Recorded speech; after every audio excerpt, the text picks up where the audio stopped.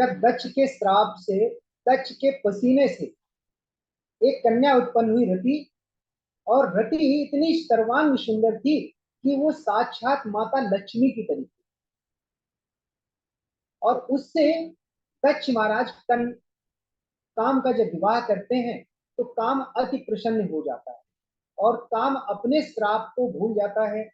उस समय कहते हैं, इति ताम मदनो वीक्ष्य रतिम जाग्रह सोत्सुका रागादुपस्थ्याम लक्ष्मी ऋषिकेश।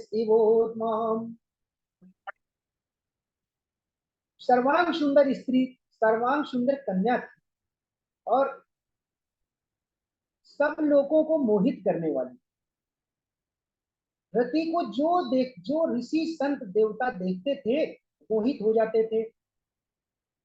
और जब रति और काम का जब विवाह हुआ तो रति भी काम में इतनी आसक्त हो गई और ब्रह्मा जी ने आशीर्वाद दिया था कि तुम्हें मेरे पुत्र द्वारा एक ऐसी पुत्री होगी जो कि काम पे विजय प्राप्त करेगी और तुम उसको पाके तुम खुश हो जाओगे।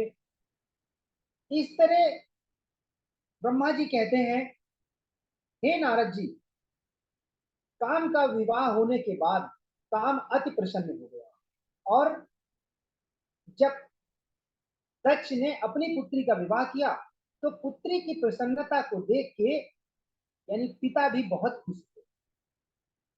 इसके बाद की कथा आगे आती है।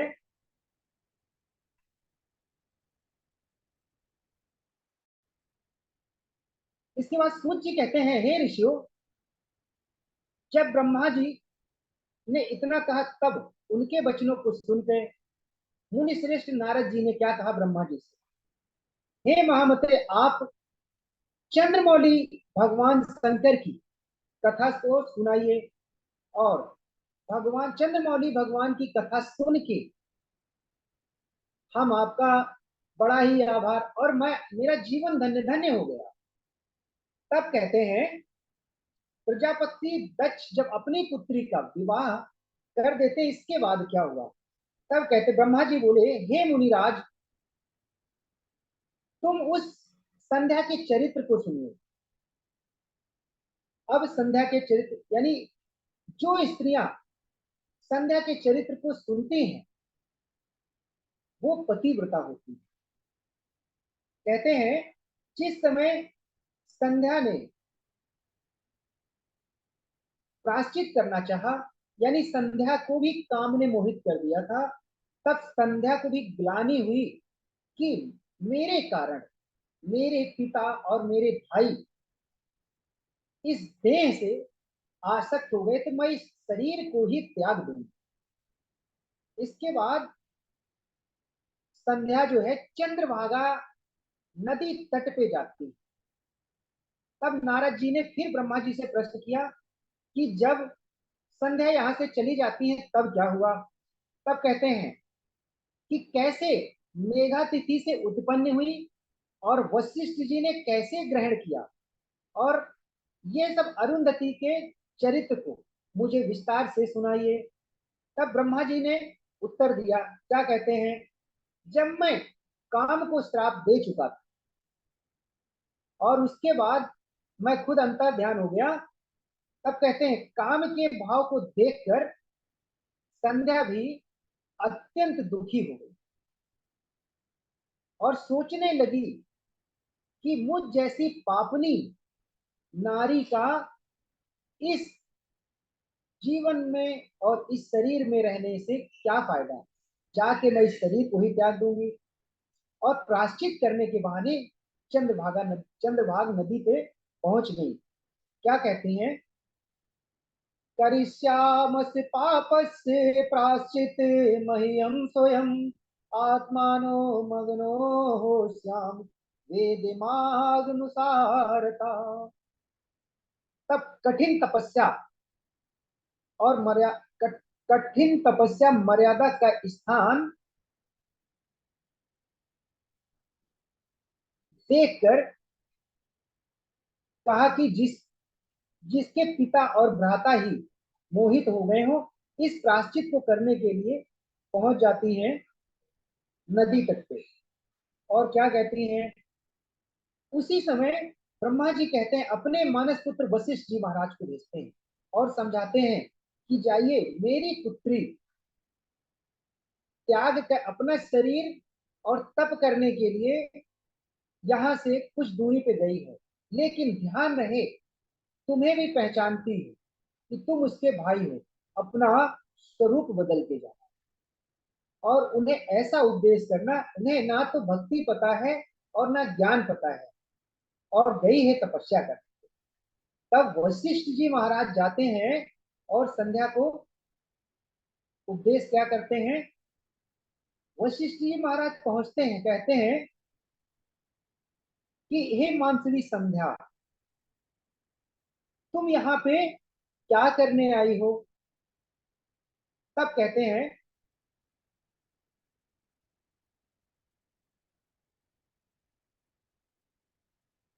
तब संध्या कहती है कि हे मुनिवर, मैं यहाँ तपस्या करने आई। तब कह वशिष्ठ जी कहते हैं, तुम्हें तपस्या का कारण भी पता है, तपस्या किसे कहते हैं। तब कहते हैं, संध्या कहती है, हे मुनिराज, यदि आवश्यकता हो तो,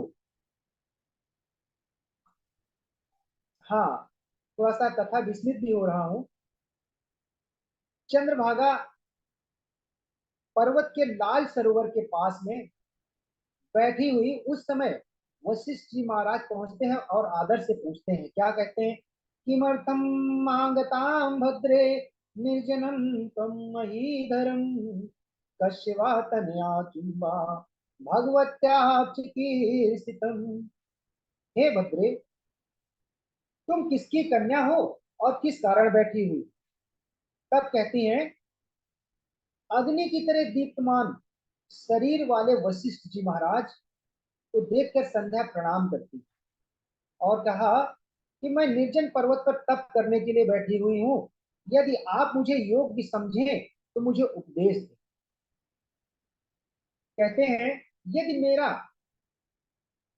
वशिष्ठ जी महाराज कहते हैं, यदि ऐसा कोई कार्य गुप्त ना हो जिसे कि बताया ना जा सके, तो मुझे आप बता सकती हैं। तब वशिष्ठ जी के पूछने पे संध्या क्या कहती हैं,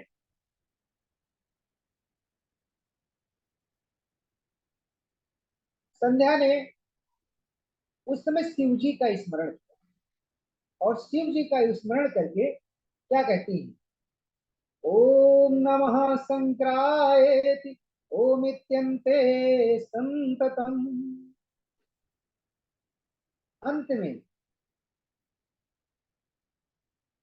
वशिष्ठ जी महाराज ने कहा कि अपने मन में शंकर भगवान का ही चिंतन करके और ध्यान करना, इससे तुम्हारी तपस्या, तुम्हारी साधना सिद्ध हो जाएगी। कुछ दिन तक संध्या ने आहार करके तपस्या की, इसके बाद उन्होंने आहार भी छोड़ दिया। फिर कठिन घोर तप देखकर सदाशिव प्रकट हो जाते हैं और क्या कहते हैं, जब शंकर भगवान प्रकट होते हैं उस समय संध्या कहती हैं, तब ब्रह्मा जी कहते हैं कि हे नारद जी, वशिष्ठ जी महाराज ने जो उपदेश किया और चले जाने के बाद में संध्या ने क्या किया। तब ब्रह्मा जी कहते हैं कि एक चतुर्युग बीत जाने के बाद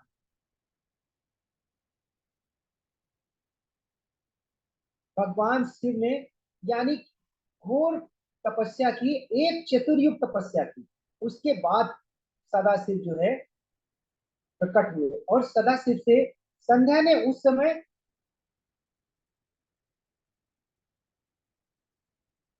शिव जी के शिव जी ने उनके हृदय में प्रवेश करके उसे ज्ञान और दिव्य वाणी तथा दिव्य नेत्र,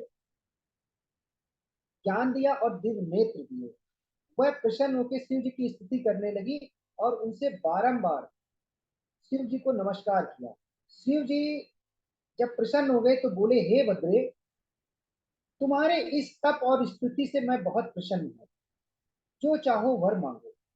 तब संध्या ने कहा, हे महेश्वर, मैं बारंबार आपसे आपको प्रणाम करती हूँ, और बोली कि अगर मुझे योग्य समझते हो और मेरे पापों से, अगर मेरे किए हुए पापों का प्रायश्चित हो गया हो, मैं शुद्ध हो गई हूँ, तो हे परमेश्वर, हे देवेश, मुझे वर दीजिए। कौन से वर मांगे? उत्पन्ना मात्रा देवेश प्राणो प्राणिनोस्मिन् भूस्थले न भुवन्तु समे नैव सताम संभुवन्तु वै।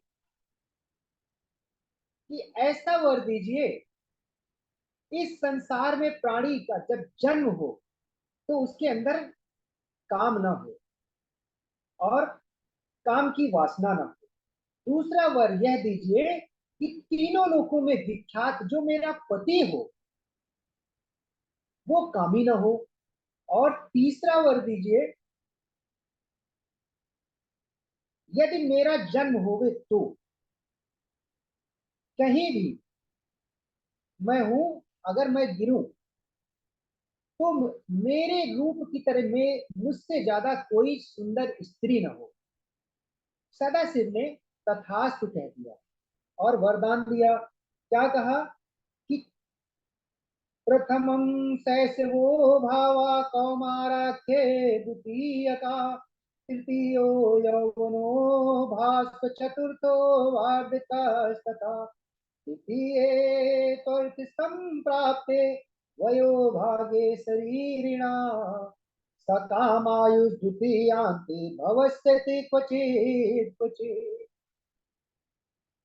जब सदाशिव ने वरदान दिया संध्या को, तब कहती हैं कि आयु को संध्या ने जब वरदान मांगा तो सदाशिव ने चार भागों में बांट दिया। एक शैशवावस्था, दूसरा कुमारावस्था, तीसरा यौनावस्था और चौथा वृद्धावस्था। यानी शैशवावस्था जब बालक का जन्म हो तो 8 वर्ष तक, यानी 11 वर्ष तक बताया गया है शास्त्रों में, 11 वर्ष तक काम की प्रवृत्ति न हो उसके अंदर। और कुमारावस्था में और यौनावस्था और वृद्धावस्था में जैसे 11 वर्ष बताए गए वैसे ही वृद्धावस्था। इस तरह भगवान सदाशिव ने संध्या को वरदान दिए। और कहते हैं अंत में संध्या जो है मर्यादा स्थापित करते हुए, मर्यादा स्थापित करते हुए संसार में कहा कि तेरे जैसी दूसरी स्त्री कोई नहीं होगी, और साथ ही इस त्रिलोकी में ऐसी सती का भाव प्राप्त होगा जो तेरे जैसा दूसरा कोई होगा नहीं।